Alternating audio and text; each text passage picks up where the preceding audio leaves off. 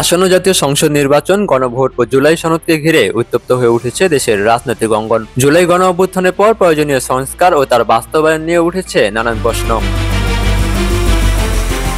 এমন পরিস্থিতিতে চলমান সংকটকে ঘিরে মুখ খুললেন বিএনপি মহাসচিব মির্জা ফখরুল ইসলাম আলমগীর। আজ শুক্রবার জাতীয় প্রেস ক্লাব মিলনায়তনে জাতীয় সমাজতান্ত্রিক দল জেএসডি আলোচনা সভার বক্তব্যকালে তিনি বলেন, বর্তমান সংকট সৃষ্টি করছে সরকার নিজেই।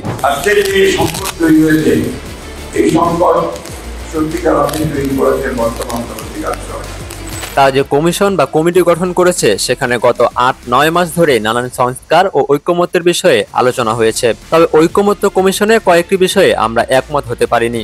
মির্জা ফখরুল ইসলাম আলমগীর বলেন, আমরা নির্বাচনে অংশ নেব এবং আমাদের ইস্তেহারে এসব বিষয় অন্তর্ভুক্ত করব।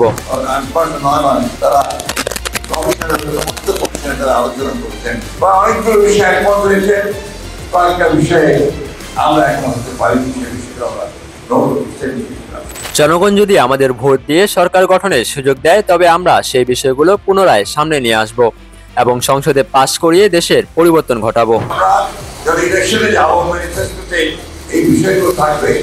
জনগণ যদি আমাদের ভোট দেয় তাহলে আমরা